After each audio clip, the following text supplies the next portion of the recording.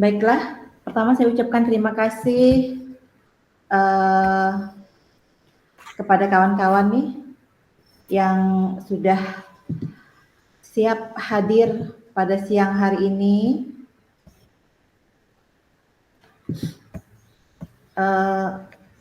mengikuti kegiatan kami pada siang hari ini.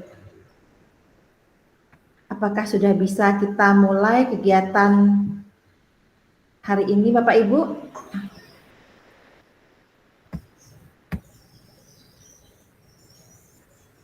Baik, untuk mempersingkat waktu yang terus berjalan, izinkan saya untuk menyapa Assalamualaikum warahmatullahi wabarakatuh. Selamat siang semuanya.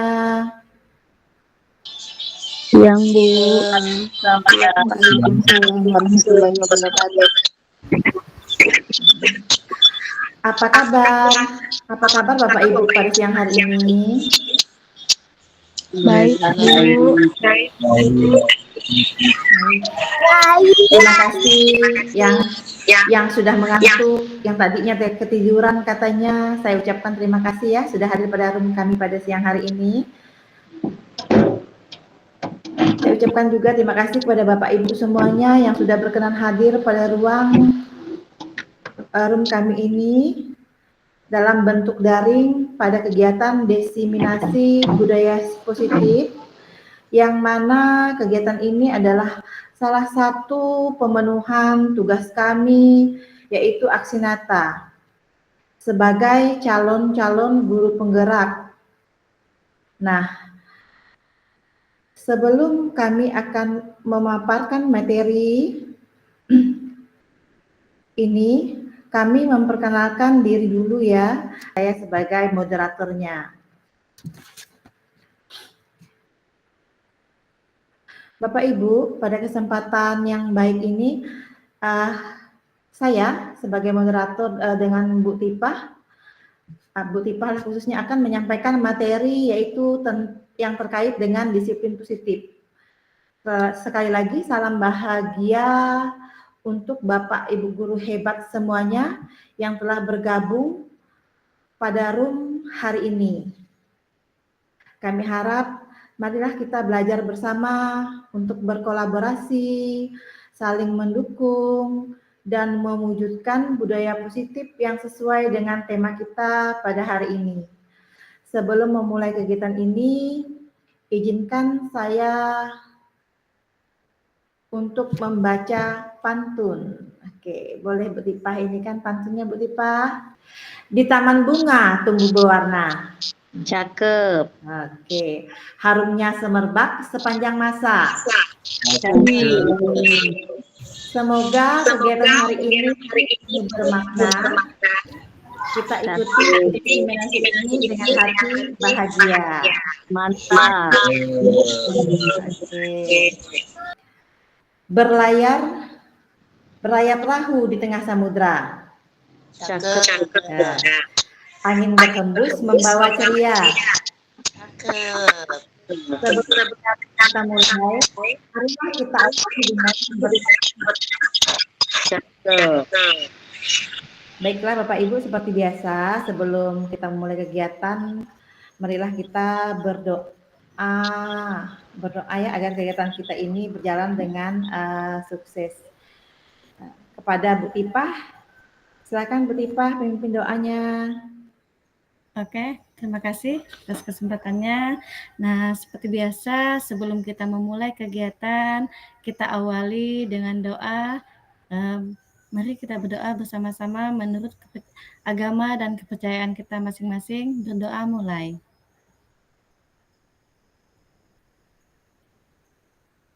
Selesai. Baiklah, terima kasih Bu Tipah yang telah memimpin doa pada siang hari ini. Dan saya juga mengucapkan terima kasih pada rekan-rekan saya. Pertama saya akan mengucapkan terima kasih kepada rekan-rekan saya yang ada di Kombel SMP 5 Sekadau Hilir yang sudah mengikuti kegiatan pada room siang hari ini, kepada Bu Mary Andriani dari Kombel SMP 2 Timpuk yang sudah juga ikut membersamai kami pada siang hari ini, dan kawan-kawan Kombel dari SMPN 1 Belitang yang sudah bergabung juga dalam forum ini. Kami ucapkan terima kasih pada Bapak Ibu untuk dukungannya pada kami berdua pada siang hari ini. Kami ucapkan selamat datang. Izinkan saya sedikit memberikan, oh ya, ini nggak jadi nih, ini langsung saya memberikan kesempatan kepada Bu Tipah nih. Kepada Bu Tipah, saya persilahkan. Oke, terima kasih Ibu Dewi ya. Nah, atas kesempatannya di sini saya akan memaparkan ya tentang konsep-konsep inti materi ya. Ya. Nah, di sini saya akan menyampaikan konsep inti budaya positif ya, Bapak Ibu ya. Nah, sebelumnya saya akan menyapa Bapak Ibu terlebih dahulu. Di sini ada Ibu Rusmiati ya, selamat bergabung ya. Dan rekan saya yang di MGMP di sini ada Bu Anita dan Ibu Jamira ya. Nah, Bu Hindun selamat bergabung juga semua Bapak Ibu ya. Tidak bisa saya sebutkan satu persatu di sini ya. Oke, di sini saya akan menyampaikan konsep inti budaya positif. Di sini ada perubahan paradigma belajar disiplin positif, kebutuhan dasar manusia, motivasi perilaku manusia, keyakinan kelas, posisi kontrol guru, segitiga restitusi. Oke, selanjutnya Bapak Ibu diminta untuk melakukan kegiatan coba membuka itu genggaman tangan Bapak Ibu ya. Tugas Anda adalah mengepal adalah satu tangan Bapak Ibu. Nah, nanti bayangkan bahwa Bapak Ibu menyimpan sesuatu yang ada di kepala Bapak Ibu itu adalah suatu benda yang sangat berharga ya Bapak Ibu ya. Nah, di sini Bapak Ibu perlu menjaga benda tersebut ya sekuat tenaga Bapak Ibu karena begitu pentingnya untuk kehidupan Bapak Ibu. Nah, di sini tugas rekan Bapak Ibu yaitu mencoba dengan segala cara untuk membuka kepalan tangan Bapak Ibu ya. Teman Bapak Ibu boleh membujuk, menghardik, mengintimidasi, memarahi, menggoda atau menggelitik, bahkan menawari Anda dengan uang Anda dengan bersedia membuka kepalan tangan Anda. Nah, di sini ada pertanyaan pemantik nih Bapak Ibu. Apakah Bapak Ibu akan membuka kepalan tangan Bapak Ibu atau menutup ya kepalan Bapak Ibu? Nah, yang ketiga di sini apakah siapakah yang sesungguhnya yang memegang kendali atau kontrol untuk membuka atau menutup kepalan tangan Bapak Ibu. Nah, gimana Bapak Ibu? Ada yang bisa menyampaikan pendapatnya? Apakah Bapak Ibu akan membuka tangan Bapak Ibu ya dengan bujukan kepalan tangan Bapak Ibu tadi dengan bujukan atau dengan cara bagaimanapun kawan Bapak Ibu berusaha untuk membuka kepalan tangan Bapak Ibu. Nah, siapa yang ingin menyampaikan pendapatnya untuk menjawab pertanyaan pemantik saya ini? Kami persilakan untuk resign atau angkat tangan. Yang di Zoom ini ada tanda tangan angkat tangan ya Bapak Ibu ya. Baiklah, coba saya yang jawab nih, Bu Tipa. Iya, silakan. Iya. Kalau menurut saya nih yang harus dan bisa membuka kepalan tangannya adalah kita sendiri. Iya. Itu menurut pendapat saya. Nah, yang lain Bapak Ibu? Ada pendapat yang lain silakan atau ide yang lain nih untuk menjawab pertanyaan pemantik dari saya ya. Silakan Pak Solihin. Oke, terima kasih atas waktu yang diberikan. Jelaskah Bu suara saya? Jelas, jelas Pak Iya Pak, Solihin. jelas Pak. Jelas. Oke. Saya sependapat dengan Bu Dewi. Bagi saya tetap akan berpegang teguh dengan pendirian saya. Ya. Jadi tidak siapapun dan bagaimanapun cara mereka membujuk, saya tidak akan buka kepalan tangan saya. Ya. Karena itu menjadi pendirian teguh bagi diri saya.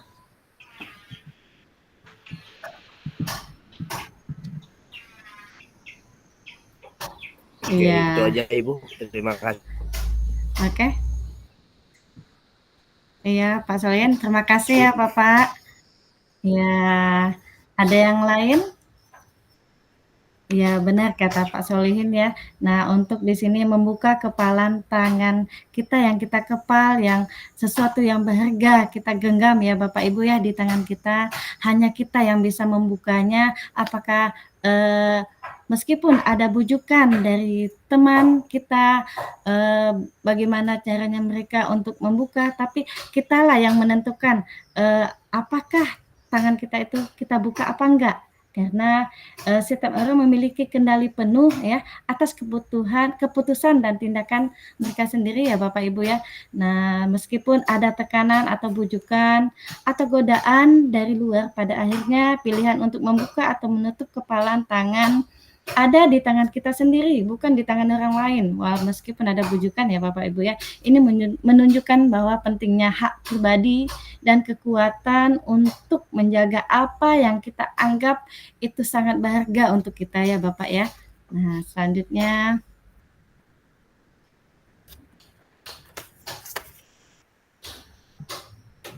ya, silakan slide selanjutnya.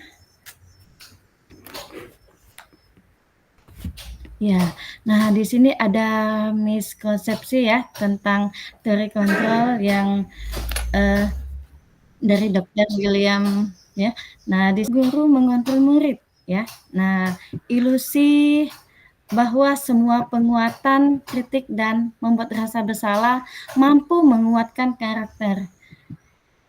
Ilusi bahwa orang tua dewasa berhak memaksa, ya, ilusi bahwa semua penguatan posisi efektif dan bermanfaat. Nah, di sini bagaimana Bapak Ibu pendapat nggak kalau guru ini mengontrol murid? Bisa nggak guru mengontrol murid Bapak Ibu? Iya. Itu harus mengontrol murid nah, supaya sebenarnya ya Bapak Ibu ya. Supaya ini dia tujuan tidak. Ya, silakan Bu Dewi lanjut.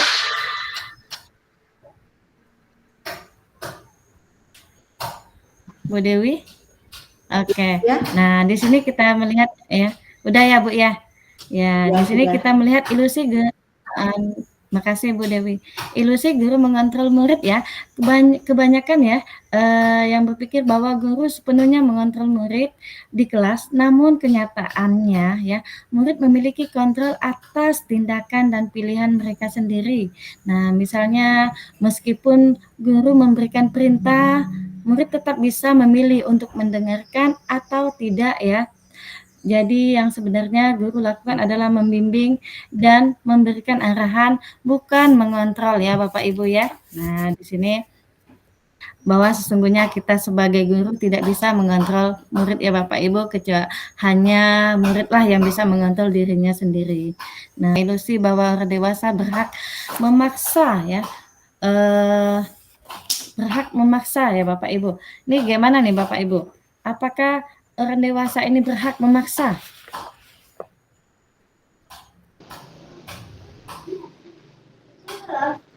Ya, kalau menurut saya, ya Ibu, kalau menurut saya orang dewasa tidak berhak memaksa. Karena apa? Setiap orang punya haknya masing-masing untuk menciptakan bagaimana dia ingin bertindak. Ya, terima kasih. Iya benar. Makasih ya Bu Rusmiati. Iya ya, sebenarnya kita sebagai orang dewasa tidak berhak memaksa ya Bapak Ibu ya, terutama memaksa murid kita ya Bapak ya. beberapa orang berpikir bahwa karena mereka adalah orang dewasa, mereka memilih hak untuk memaksa anak-anak melakukan apa yang mereka mau. Namun kenyataannya ya, ini bisa membuat anak-anak merasa tidak dihargai dan tidak belajar untuk membuat keputusan sendiri ya. Contohnya ya, kita sebagai seorang guru memaksa murid untuk mengikuti kegiatan ya, mengikuti sebuah kegiatan. Nah, daripada memaksa murid dengan mengikuti kegiatan tersebut ya, guru sebaiknya memberikan pilihan dan mendiskusikan manfaat dari kegiatan tersebut sehingga murid merasa terlibat dan dihargai. Jadi kita tidak bisa memaksa ya Bapak Ibu ya. Ya. Oke, selanjutnya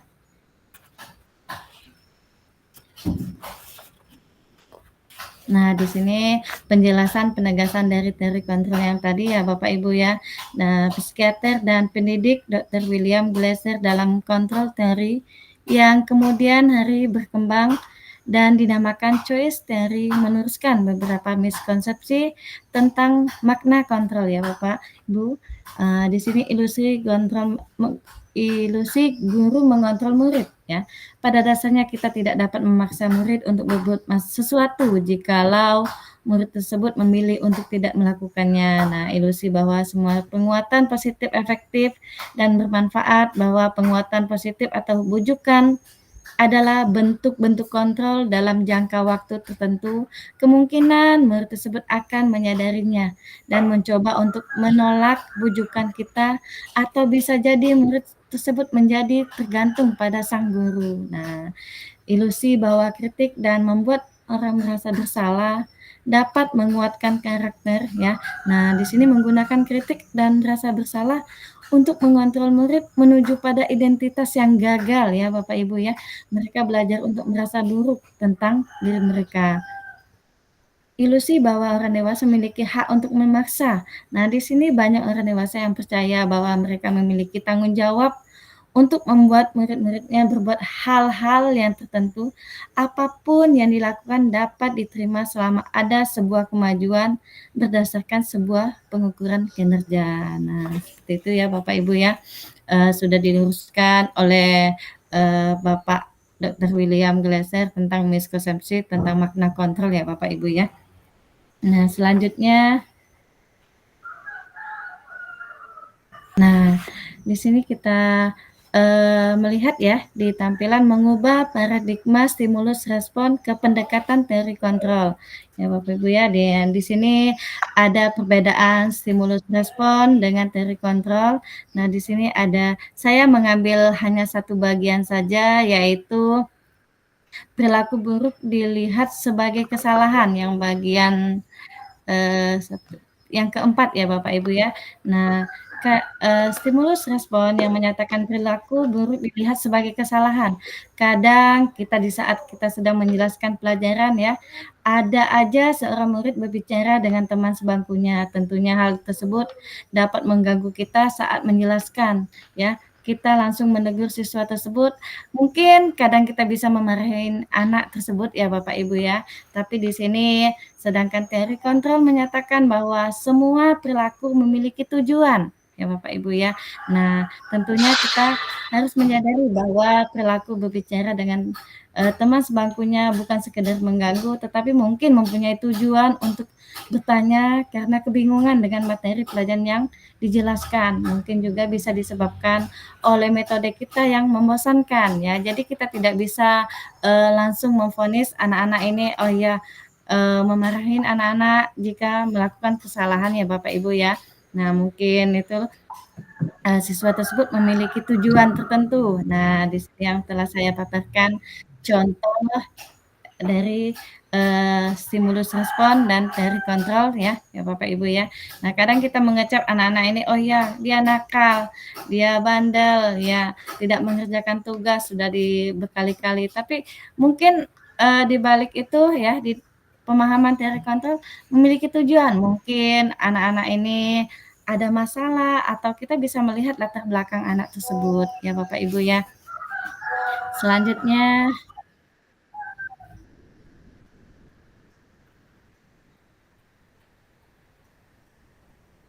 Nah, di sini kita masuk ke disiplin positif ya Bapak Ibu ya. Nah, mendengar kata disiplin positif, apa yang terbayang di benak Bapak Ibu dengan kata disiplin positif? Atau apa yang terlintas di pikiran Bapak Ibu? Nah, boleh bantu untuk menjawabnya Bapak Ibu? Berpikiran adalah melakukan hal-hal yang baik yang sesuai dengan aturan. Ya, makasih Bu Dewi. Bapak Ibu yang lain? Oh ya, Pak Solehin. Ya, silakan Pak Solehin. Oke, terima kasih Bu waktunya. Kalau menurut hemat saya itu disiplin positif itu segala sesuatu yang baiklah bagi siswa, guru maupun sekolahnya. Contoh seperti gambar yang Ibu tampilkan, seperti kegiatan kebersihan dalam pembelajaran, seperti membiasakan berdoa sebelum dan sesudah belajar. Itu termasuk disiplin positif kalau menurut saya, segala hal-hal baik yang ada di sekolah. Terima kasih. Iya, terima kasih Pak Solihin ya. Nah, iya benar kata Pak Solihin ya. Nah, kebanyakan orang akan menghubungkan ya kata disiplin dengan tata tertib, peraturan, dan sering juga dihubungkan dengan hukuman, padahal itu sesungguhnya berbeda ya Bapak Ibu ya. Nah, disiplin positif ini yaitu mempunyai nilai-nilai yang positif ya Bapak Ibu ya. Nah, slide selanjutnya. Nah, di sini kita bisa melihat ya, disiplin positif, arti disiplin positif berasal dari kata disiplin yang artinya belajar ya Bapak Ibu ya. Disiplin mengacu pada disiplin diri yang memiliki tanggung jawab terhadap apa yang dilakukannya berdasarkan nilai-nilai yang diyakini. Nah, disiplin positif merupakan salah satu cara penerapan disiplin yang bertujuan untuk menumbuhkan kesadaran serta memberdayakan peserta didik tanpa imbalan, penghargaan, atau reward ya, ancaman atau hukuman. Nah, kita sebagai pendidik ya, tujuan kita adalah menciptakan peserta didik yang memiliki disiplin diri sehingga mereka berperilaku mengacu kepada nilai-nilai kebajikan universal dan memiliki motivasi intrinsik ya, motivasi yang timbul dari dalam diri murid kita, yaitu dalam perubahan perilaku ke arah yang lebih baik. Oke, selanjutnya. Nah, di sini kita bisa melihat ya nilai-nilai kebajikan. Nilai kebajikan universal ya. Nilai-nilai kebajikan adalah sifat-sifat positif manusia yang merupakan tujuan mulia yang ingin dicapai setiap individu. Ya, nilai-nilai tersebut bersifat universal dan lintas bahasa atau suku, bangsa, agama, maupun latar belakang. Nah, nilai-nilai kebajikan yang ingin dicapai di setiap anak di Indonesia ini, terutama anak didik kita, ya kita kenal dengan profil pelajar Pancasila. Nah, terutama anak murid kita, di sini ada dimensi pelajar Pancasila, yaitu beriman, berakhlak mulia, dan beriman, bertakwa kepada Tuhan Yang Maha Esa, dan berakhlak mulia. Nah, di sini contohnya yaitu menghormati waktu ibadah dan tidak mengganggu teman yang sedang berdoa atau beribadah di sekolah. Nah, nilai-nilai kebajikan dari tersebut yaitu saling menghormati keyakinan agama masing-masing dan berperilaku sopan terhadap semua orang. Nah, sedangkan berkebinekaan global ya, kebinekaan global yaitu contohnya ya, menghargai perbedaan budaya, suku, dan bahasa di antara siswa dan bekerja sama dalam kelompok tanpa memandang latar belakang siswa. Nah, nilai-nilai yang nilai kebajikan yang terkandung yaitu toleransi ya Bapak Ibu ya, toleransi dan saling menghormati dalam keragaman serta mengutamakan persatuan dalam keberagaman. Nah, sedangkan yang ketiga yaitu gotong royong. Di sini yang sesuai dengan tampilan saya di situ yaitu membersihkan lingkungan sekolah. Nah, nilai kebajikan yang dapat kita ambil yaitu kerjasama ya Bapak Ibu ya. Nah, mandiri, nah bertanggung jawab atas tugas-tugas pribadi seperti mengerjakan tugas, PR tanpa menunggu diminta dan berani mencoba hal yang baru tanpa takut gagal. Sedangkan nilai kebajikan yang kita dapatkan yaitu kemandirian, tanggung jawab, keberanian untuk mengambil inisiatif sendiri ya. Nah, bernalar kritis. Nah, di sini contohnya mengajukan pertanyaan yang mendalam saat pembelajaran, mencari tahu informasi dari berbagai sumber dan tidak mudah percaya pada informasi yang belum terverifikasi ya. Nah, sedangkan nilai kebajikan yang didapatkan yaitu keingintahuan, keterbukaan, pikiran, dan kecerdasan dalam mengambil keputusan berdasarkan fakta. Nah, sedangkan nilai yang terakhir ya Bapak Ibu ya, kreatif. Nah, di sini menghasilkan karya seni, produk atau ide inovatif yang di bidang apapun ya, ya seperti membuat produk dari bahan daur ulang. Nah, itu salah satu kreatif siswa ya Bapak Ibu ya. Nah, sedangkan nilai kebajikan yang kita dapatkan yaitu imajinasi, inovasi. Nah, dan kemampuan untuk berpikir di luar kotak dalam menemukan solusi atau menciptakan sesuatu hal yang baru. Nah, ya. Jadi nilai-nilai kebajikan ini membantu siswa kita untuk mengembangkan karakter yang kuat sesuai dengan dimensi profil pelajar Pancasila, membentuk mereka menjadi individu yang berkarakter, kreatif, mandiri, dan siap menghadapi tantangan global. Nah, selanjutnya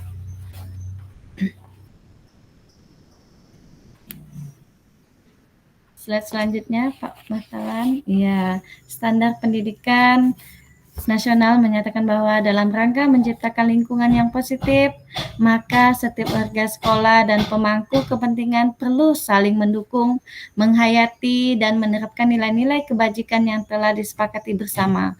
Untuk dapat menerapkan tujuan mulia tersebut, maka seorang pemimpin pembelajaran perlu berjiwa kepemimpinan sehingga dapat mengembangkan sekolah dengan baik agar terwujud suatu budaya sekolah yang positif sesuai dengan standar kompetensi pengelolaan yang telah ditetapkan, di mana tujuan mulia dari penerapan disiplin positif ini adalah agar terbentuknya murid-murid kita yang berkarakter, berdisiplin, santun, jujur, peduli, bertanggung jawab, dan merupakan pembelajaran sepanjang hayat sesuai dengan standar kompetensi lulusan yang diharapkan.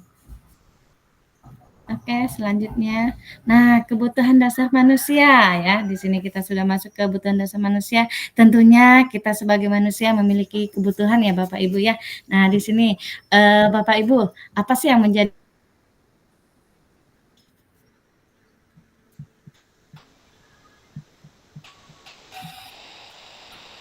silakan Bapak. Yang menjadi kebutuhan untuk Bapak Ibu saat ini apa sih? Ada yang mau menjawab? Silakan. Saya coba jawab, Bu. Bapak Ibu yang iya, silakan Ibu Francisca. Ya, saya akan mencoba menjawab. Iya, Tadi pertanyaannya mengenai kebutuhan dasar manusia ya, Bu ya. Ya, yang menjadi kebutuhan Ibu saat ini apa nih Bu? Yang paling dasar yang pertama itu rasa aman, Bu. Iya. Rasa aman, kemudian rasa nyaman, terus kasih sayang. Iya. Kemudian penghargaan dan aktualisasi diri, Bu. Iya, oke, terima kasih ya Ibu ya. Ada yang Baik, lain? Bu. Mungkin tidak ada? Iya, Ibu Mary, silakan. Baik, terima kasih Bu Tipa. Boleh menambahkan sedikit kebutuhan yang ya. Oh ya, yang saya sebagai dasar manusia itu adalah cinta dan kasih sayang. Terlebih dahulu. Oh ya. Ya, Bu Mary, ya silakan. Terus Mary tadi kebutuhan kasih sayang, ya. Nah, kalau saya pribadi Bu, sepertinya saat ini butuhnya yang menjadi kebutuhan dasar saya itu adalah kesenangan sepertinya Bu, butuh liburan sepertinya ini. Oh iya. Baik. Oke, makasih Bu Mary. Nah, Bu Anita juga ada mengangkat tangan nih, Bu Anita. Silakan Bu Anita. Iya, terima kasih ya Ibu Tipa. Iya, Ibu Anita, silakan. Yang menjadi kebutuhan dasar Ibu saat ini apa nih, Bu? Kayaknya apa ya yang menjadi kebutuhan dasar untuk saat ini, benar dikatakan Ibu itu Ibu Francisca juga atau Bu Mary, butuh rasa aman, rasa nyaman, dan juga butuh liburan juga sih. Tapi lebih Iya. ini lagi butuh dukung juga dari orang-orang di sekitar. Itulah kali kebutuhan dasar yang Ya, perlu oke. saat ini gitu. Iya, Ya itu saja benar ya Ibu Ibu ya. Tipa. Oke, makasih Bu Anita. Nah, tentunya di sini ya kita sebagai manusia memiliki kebutuhan ya Bapak Ibu ya. Nah, slide selanjutnya Bapak Ibu. Nah, di sini ada 5 kebutuhan dasar manusia yang dapat saya sampaikan di sini, yaitu bertahan hidup ya Bapak Ibu ya. Tentunya kita sebagai manusia kita membutuhkan makan, pakaian, tempat tinggal, keamanan dan kesehatan. Nah, ini yang utama nih, kebutuhan yang paling dasar ini yaitu kasih sayang dan rasa diterima. Nah, di sini juga siswa kita, membutuhkan rasa diterima, dipedulikan, berbagi, bekerja sama, menjadi bagian dalam kelompok ya Bapak Ibu ya. Nah, penjelasan untuk penguasaan ya, di mana harga diri ya, keinginan untuk dianggap, menjadi pemimpin, berprestasi, dan diakui didengar. Nah, kebebasan. Nah, tentunya ya untuk siswa kita sendiri memiliki kebebasan untuk mandiri, memiliki pilihan, mencoba hal baru, mampu mengendalikan arah dirinya. Nah, kesenangan. Nah, tentunya kita di sini ya bisa melihat siswa kita senang bermain, nah humor. Nah ini ibu-ibu biasanya kalau ngumpul ini kan biasa ada guyonan-guyonan ya Bapak Ibu ya, antusias, tertawa, itu adalah salah satu untuk memenuhi kebutuhan kesenangan. Nah di sini ada 5 kebutuhan dasar manusia, itu bertahan hidup, kasih sayang dan rasa diterima, penguasaan, kebebasan, dan kesenangan ya Bapak Ibu ya. Ini yang paling dasar sekali nih yang kita butuhkan sebagai manusia ya Bapak Ibu ya. Oke, slide selanjutnya. Ya, nah di sini saya mempunyai studi kasus nih Bapak Ibu. Bapak Ibu bisa lihat di layar Bapak Ibu. Di situ Ibu Dewi, guru wali kelas 9A, sedang bingung menghadapi ulah salah satu murid di kelasnya, yaitu bernama Tommy, di mana ya beberapa anak telah mengeluhkan perbuatan Tommy ini yang sering meminta bekal makan siang dengan cara paksa ya. Nah, jika Bapak Ibu ada di posisinya Ibu Dewi ini, kira-kira apa sih yang Bapak Ibu lakukan? Atau apa alasan Tommy melakukan hal itu? Kira-kira posisinya jika Bapak Ibu ada di posisi Bu Dewi, apa yang Bapak Ibu lakukan? Nah, kira-kira apa sih alasan Tommy ini melakukan hal tersebut, memaksa mengambil makanan temannya? Nah, ada Pak Solihin, ya silakan Pak Solihin. Kalau ada teman-teman yang lain dulu, boleh kasih kesempatan teman-teman yang lain dulu, Bu. Nggak enak juga saya terus nih. Iya. Nggak apa-apa Pak, yang lain ini kayaknya belum ini. Nggak apa, Bu Anita silakan. dulu. Saya nih. Oh ya, ada Atau saya Abi nih, Bu Aska Tipa. ini. Ya, ada Abi Aska, Ayo, Bu ada Bu Dewi. Aska. Iya, Nah, oke. silakan kepada Abi Aska. Baik, baik. Terima kasih waktunya Ibu. dari studi kasus terkait dengan apa yang dialami oleh Bu Dewi ini, perlakuan kepada Ananda, siapa ini namanya? Siapa siswanya? Tommy kata di namanya. Ananda Ya, Tommy, iya Nah, Tommy. jadi kalau kita melihat mungkin di keseharian kita terkadang seringkali kita menemukan ada murid kita yang mungkin sedikit melakukan sesuatu yang keliru, apalagi seperti hal kasus yang disampaikan ini. Seorang Tommy, dia suka memaksa untuk meminta bekal temannya, atau paling tidak mungkin memalak lah misalnya di sekolah begitu kan. Kejadian kita sebagai seorang guru kan demikian kadang gitu kan. Ada yang minta uang jajan temannya, ada yang minta mungkin ada bawa makanan temannya, dipinta oleh dia gitu kan. Nah, jadi mungkin hal yang sering terjadi seperti inilah mungkin perlu kita sadari bahwa tadi kalau kita kembali kepada konsep awal terkait dengan 5 kebutuhan yang disampaikan Ibu tadi, ya mungkin kita bisa melihat bahwa mungkin paling dasar si Tommy ini mungkin yang paling mendasar adalah dia perlu untuk memenuhi kebutuhan bertahan hidupnya. Mungkin begitu kan dari satu sisi ketika dia mengambil makanan, atau mungkin sisi lain kita juga mungkin entah mungkin dia ingin merasa paling paling diterima, paling ditakuti atau misalnya gitu kan. Artinya ketika dia minta, oh teman-temannya takut, oh enggak mau, kalau enggak ngasih ini bahaya nih si Tony nih. Mungkin dia ingin diakui begitu, keakuan dia ingin dia tampilkan demikian. Nah, jadi mungkin demikian. Jadi kita harus melihat latar belakang dia melakukan hal demikian. Tentu treatmentnya nanti kembali kepada kita sebagai seorang guru tadi dengan memperhatikan tadi 5 kebutuhan dasar seseorang, sehingga apa yang kita perbuat kepada anak kita tidak langsung kita menghakimi si A demikian, si A, si Tony ini kurang ajar gimana. Jadi kita harus mengetahui itu untuk melakukan tindakan atau treatment yang baik. Demikian mungkin Bu ya. Oke, terima kasih Pak Abi Aska ya. Nah, yang lain siapa yang Pak Solihin tadi jadi apa enggak? Boleh Bu. Terima kasih ya Bu Pak Abi Anita. Aska. Ya, silakan Solihin.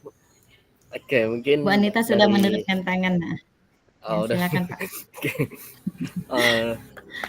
Saya menanggapi dari apa yang disampaikan Abi Aska. Saya sependapat dengan Abi Aska, terutama tentang kebutuhan dasar manusia tadi.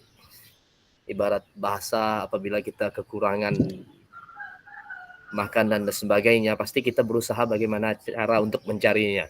Mungkin itu termasuk yang saya tanggapi dari apa yang disampaikan Abi Aska. Dan dari sisi yang kedua, saya juga berpendapat sama, karena baru kebetulan pertama kita mendapatkan materi ini Bu, saya langsung dihadapi kasus si Topik ini. Masih ingat kan Ibu kasus si Topik kan? Kurang lebih sama Bapak. dengan dan pertama mempelajari materi ini, saya langsung dihadapkan dengan kasus si Topik. Dan kebetulan benar. yang dipalak dia tuh saya lagi.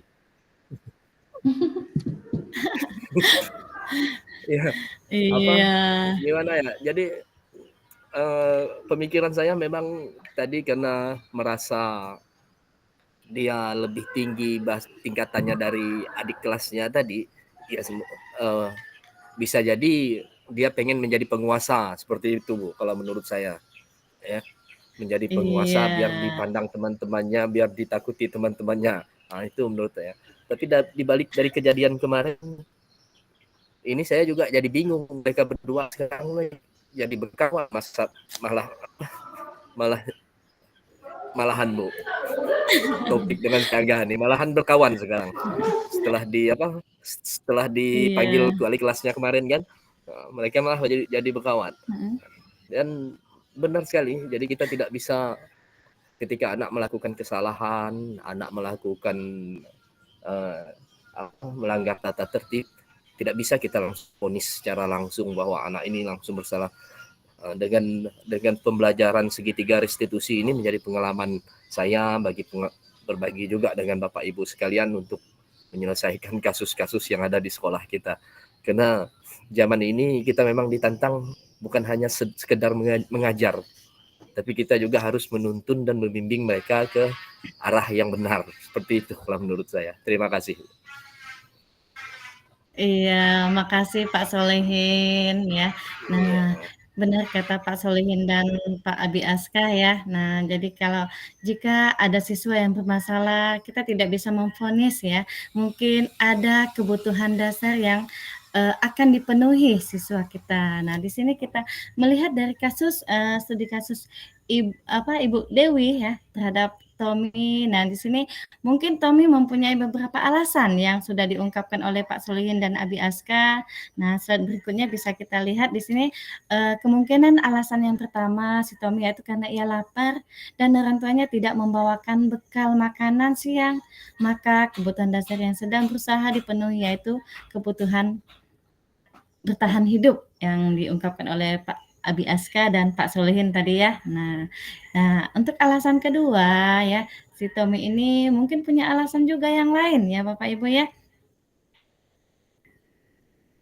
Nah, karena dia merasa senang, jadi memperhatikan dia ya. Jadi perlakuan si Tommy ini menimbulkan rasa senang ya Bapak Ibu ya. Temannya bisa melihat, memperhatikan dia ketika temannya melaporkan tindakan itu kepada gurunya dan gurunya juga memberitahukan kepada orang tuanya sehingga orang tuanya jadi memperhatikan si Tommy. Maka kebutuhan dasar yang sedang dipenuhi atau diperjuangkan oleh Tommy ini adalah kebutuhan akan kasih sayang dan rasa diterima ya, terutama untuk orang tuanya ini ya Bapak Ibu ya. Nah, kemungkinan alasan yang lain juga bisa kita lihat di alasan yang ketiga ya.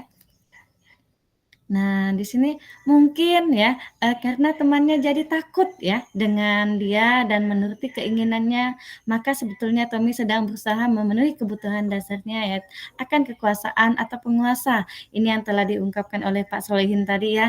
Nah, tentunya anak-anak kadang mungkin melakukan sesuatu mempunyai tujuan yang paling yang akan dipenuhi yaitu di sini kekuasaan ya untuk yang mengambil makanan nih si Tommy ini ya Bu ya.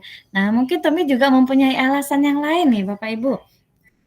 Nah, mungkin ya si Tommy ini merasa bosan dengan bekal makanan yang dibawakan ibunya dari rumah. Mungkin telur ke telur atau sosis ya, sosis aja yang dibekalin mamanya. Nah, karena selalu membawa bekal yang sama, mungkin keinginan untuk mencoba makanan-makanan teman-temannya yang beraneka ragam ya Bapak Ibu ya. Nah, maka Tommy di sini sedang berusaha untuk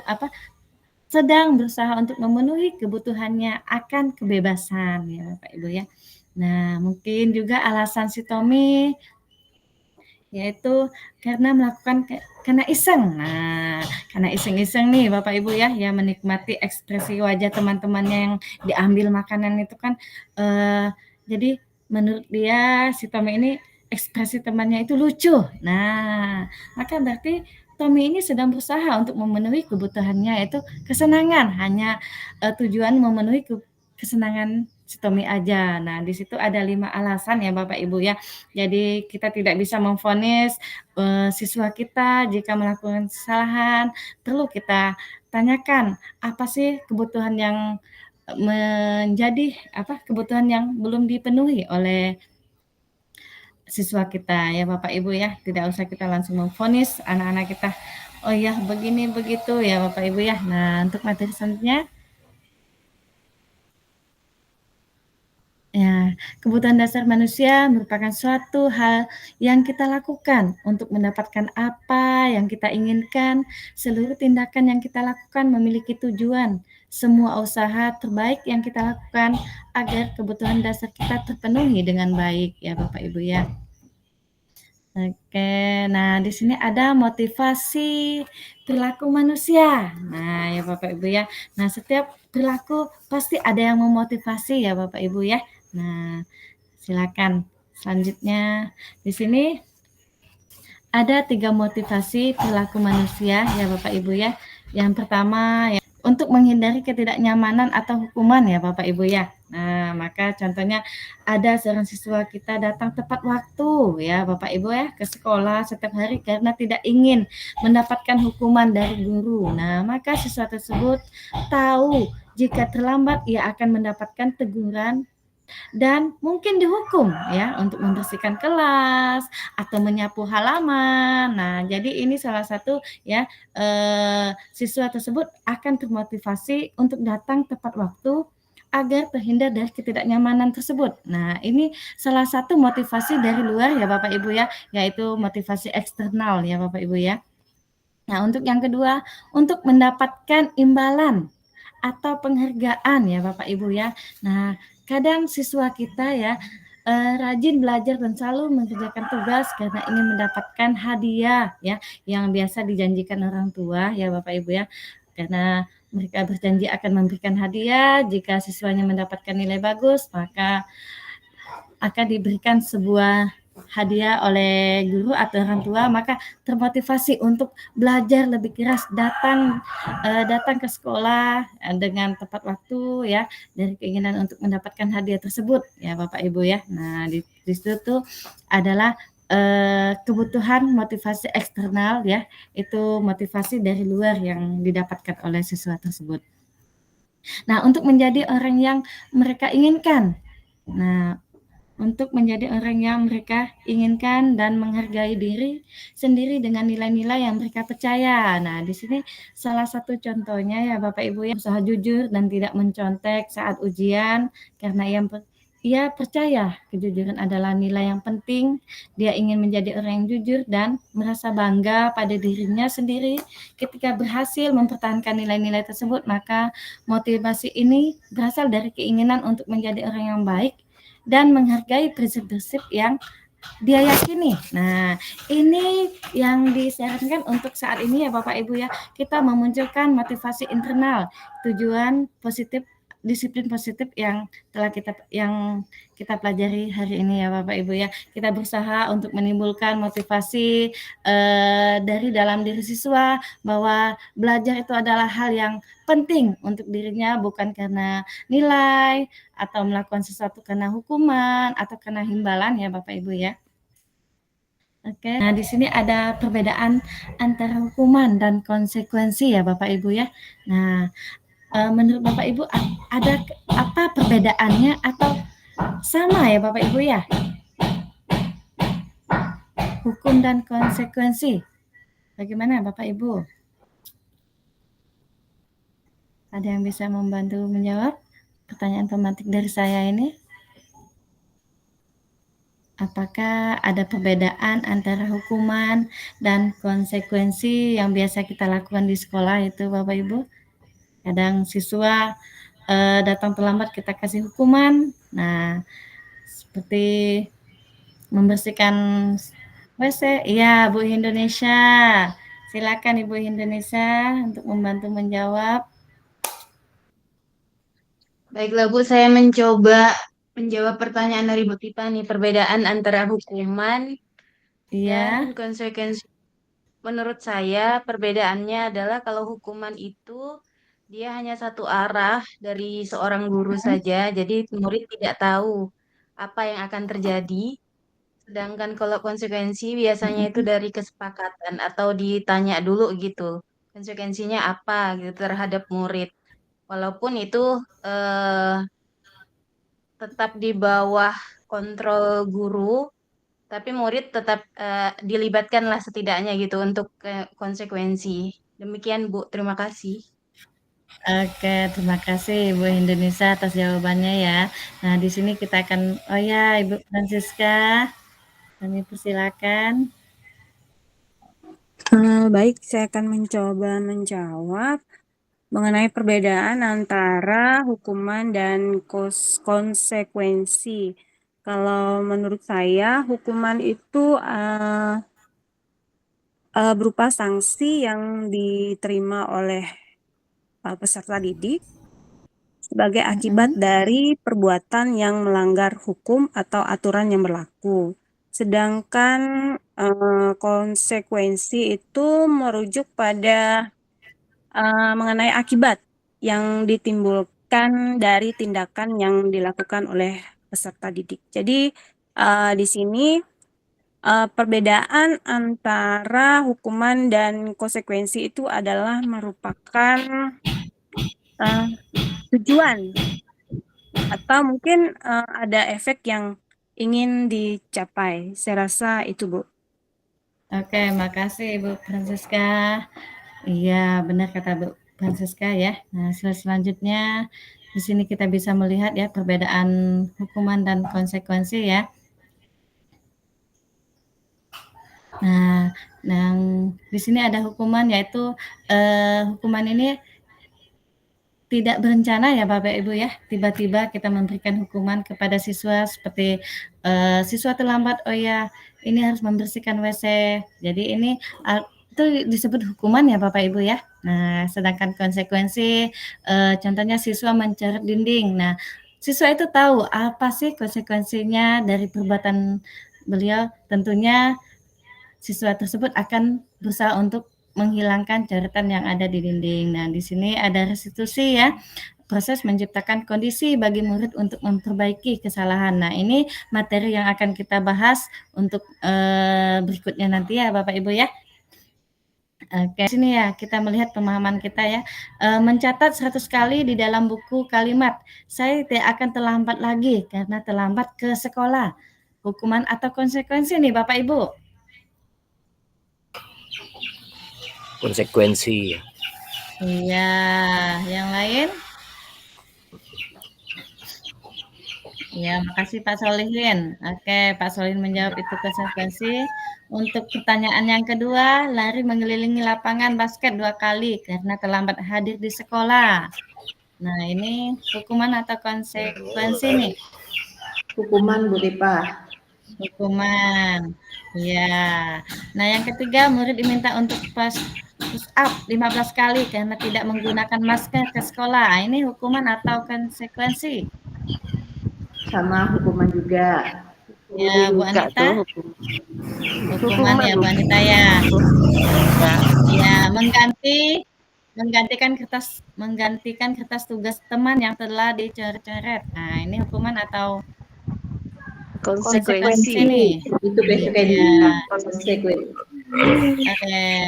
Membersihkan tumbahan air di meja tulis karena tersenggol pada saat belajar. Konsekuensi. Iya.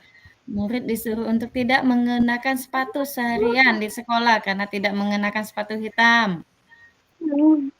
Konsekuensi. Ya, lari Konsekuensi. di lapangan basket. Ya, 2 kali karena terlambat 10 menit untuk pelajaran PJOK nih ya, Pak Solihin. Basket 2 kali karena terlambat 10 menit. Itu konsekuensi. Kan Iya, tadi disepakati nah. dulu. Oke, nah di sini kita melihat ya jawaban Bapak Ibu ya. Nah, slide selanjutnya. Ya, nah di sini yang pertama itu hukuman, yang kedua hukuman, yang ketiga hukuman, yang keempat yaitu konsekuensi, yang kelima konsekuensi, yang keenam hukuman, dan yang terakhir adalah konsekuensi ya Bapak Ibu ya. Nah, selanjutnya keyakinan kelas. Nah, di sini ada pembentukan keyakinan sekolah ya Bapak Ibu ya.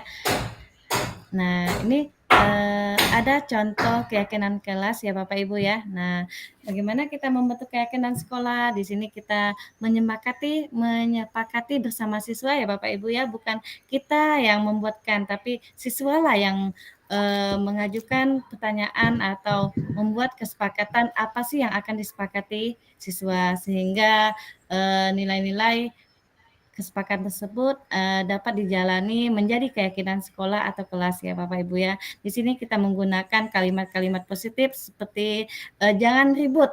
Nah, itu biasanya ada peraturan di kelas, oh ya siswa dilarang ribut. Tapi di sini kita ubah menjadi peraturan ya, kita ubah kalimatnya menjadi kelas yang tenang ya, nah, dan aman.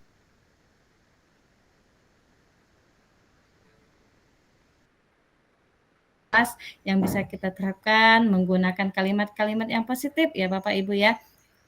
Oke, selanjutnya. Ini maaf Bapak Ibu mengingat waktu juga ya Bapak Ibu. Nah, 5 posisi kontrol ya Bapak Ibu ya. Di sini kita lihat selanjutnya ada 5 posisi kontrol ya Bapak Ibu. Di sini ada penghukum, teman, pembuat merasa bersalah, pemantau. Nah, ya Bapak Ibu ya, ini penting sekali nih kita mengetahui posisi kita ada di mana nih. Apakah kita sebagai guru yang suka penghukum, teman, pembuat merasa bersalah, atau pemantau untuk siswa kita. Nah, selanjutnya,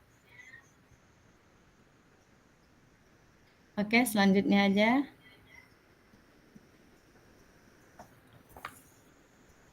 Nah, di sini ada 5 posisi kontrol ya Bapak Ibu ya. Nah, di sini kita bisa melihat perbedaan penghukum, pembuat merasa bersalah, teman, pemantau, manajer. Nah, di sini kita bisa melihat. Nah, guru yang berbuat sebagai penghukum yaitu dia menghardik, menunjuk-nunjuk ya, menunjuk-nunjuk atau menyakiti, menyindir siswa kita. Nah, di sini kadang guru juga berkata, kalau kamu tidak melakukannya, awas ya, rasakan nanti. Itu adalah kalimat-kalimat ya yang biasa dilakukan oleh ya penghukum ya Bapak Ibu ya. Nah, sedangkan pemantau ya, pembuat orang merasa bersalah. Nah, di sini mengatakan seharusnya ya, ibu kecewa dengan kamu. Nah, itu salah satu itu kalimat guru ya, Bapak Ibu ya, kepada siswa. Nah, di sini juga kadang berkata, seharusnya kamu sudah tahu. Itu lebih mengatakan ibu, ini kamu membuat ibu stres ya. Nah, itu salah satu membuat kita berusaha untuk membuat siswa kita bersalah ya Bapak Ibu ya. Nah, sedangkan posisi teman di sini membuat alasan-alasan dalam untuk menyelamatkan murid kita. Misalnya siswa kita terlambat, ya enggak apa-apa, besok kamu enggak usah ulangi lagi. Nah, itu salah satu kita sebagai teman ya. Nah, ini maaf nih Bapak Ibu agak lebih cepat karena mengingat waktu ya Bapak Ibu ya. Mantap ya Bapak Ibu ya, manajer. Nah, ini yang paling penting ya Bapak Ibu ya. Untuk saat ini di kurikulum Merdeka kita diminta kita berada di posisi manajer Bapak Ibu ya, bukan di posisi penghukum, membuat bersalah atau teman atau memantau. Ini yang paling disarankan yaitu guru yang berperan sebagai manajer berusaha untuk mengelola kelas dengan baik, menciptakan lingkungan belajar yang terstruktur dan terorganisir ya. Misalnya guru mengatur tugas kelompok dengan jelas, memastikan semua siswa mendapatkan peran yang sesuai, dan memantau kemajuan mereka secara teratur. Guru juga mungkin membuat aturan, ya. Oke, berarti kita lanjut ke segitiga restitusi ya Bapak Ibu ya. Nah, ini kalimat yang masih asing bagi kita nih ya Bapak Ibu ya. Tentunya saya sendiri baru mengenal kalimat restitusi ini ya Bapak Ibu ya. Nah, meskipun kita mungkin sudah melaksanakan di sekolah kita, nah di sini kita bisa melihat apa sih itu restitusi ya. Restitusi yaitu proses menciptakan kondisi bagi murid untuk memperbaiki kesalahan mereka sehingga mereka bisa kembali pada kelompok mereka dengan karakter yang lebih kuat. Nah, restitusi juga merupakan proses kolaboratif yang mengajarkan murid untuk mencari solusi untuk masalah mereka dan membantu murid berpikir tentang orang seperti apa mereka ingin menjadi tujuan mulia dan bagaimana mereka harus memperlakukan orang lain. Nah, selanjutnya, dan di sini segitiga restitusi ada 3 tahap ya Bapak Ibu ya dalam melaksanakan segitiga restitusi kepada siswa kita yang bermasalah. Yang pertama, kita pentingnya menstabilkan identitas ya. Yang kedua, validasi kebutuhan. Yang ketiga itu menanyakan keyakinan ya, menanyakan keyakinan siswa. Biasanya kita menghadapi siswa yang bermasalah, kita pertama itu menstabilkan identitas, yaitu mengucapkan kalimat-kalimat seperti setiap orang pasti pernah melakukan kesalahan. Kamu bukan satu-satunya yang pernah melakukan hal ini. Nah, ini salah satu menstabilkan, membuat anak-anak tenang ya, tidak merasa bersalah ya, menstabilkan. Yang kedua, validasi kebutuhan. Bapak Bapak Ibu ya. Nah, di sini ada kamu tentu punya alasan mengapa melakukan hal itu. Nah, adakah cara yang lebih efektif untuk mendapatkan apa yang kamu butuhkan? Nah, itu adalah kalimat-kalimat untuk memvalidasi kebutuhan masalah siswa. Nah, di sini menanyakan keyakinan. Nah, nilai-nilai apa sih yang telah kamu sepakati? Nah, kamu ingin menjadi orang seperti apa? Nah, tentunya kita di setiap kelas ya, menjadi wali kelas tetap sudah membuat keyakinan kelas. Nah, ini di sini pentingnya kita menanyakan keyakinan kelas yang telah disepakati. Nah, kembalikan ke Bu Dewi Juniarti ya. Nah, oke, terima kasih Bapak Ibu. Baiklah, terima kasih Bu Tipah atas pemaparannya. Baiklah teman-teman, untuk karena waktunya sudah lewat ya teman-teman ya, saya ambil kesimpulan dulu teman-teman. Jadi kesimpulan dari disiplin positif yang kami bahas pada hari ini adalah dengan memahami dan mempertimbangkan kebutuhan dasar manusia dalam penerapan posisi kontrol restitusi, pendidik dapat menciptakan pendekatan disiplin yang lebih efektif dan manusiawi ketika murid mereka sudah terpenuhi kebutuhannya, baik itu cinta, kepuasan, kebebasan, maupun kelangsungan hidup. Mereka akan lebih cenderung terlihat dalam proses pembelajaran, bertanggung jawab atas tindakan mereka, dan berkembang dalam lingkungan yang positif dan mendukung posisi kontrol yang tepat dapat membantu mendukung kebutuhan-kebutuhan ini, memfasilitasi pembelajaran yang lebih dalam, serta membantu murid berkembang menjadi individu yang lebih baik. Itu ya kawan-kawan ya, terima kasih, itu saja yang dapat kami sampaikan. Akhirnya, kalau pertama tadi kita buka ya dengan pantun, berarti penutupnya kita tutup juga dengan pantun. Jangan lupa jawab cakep ya teman-teman. Iya. Pergi ke pasar membeli baju. Cakep. Burung nuri hinggap di dahan. Cakep. Gaya positif kita selalu. Terima kasih atas kebersamaannya. Oke.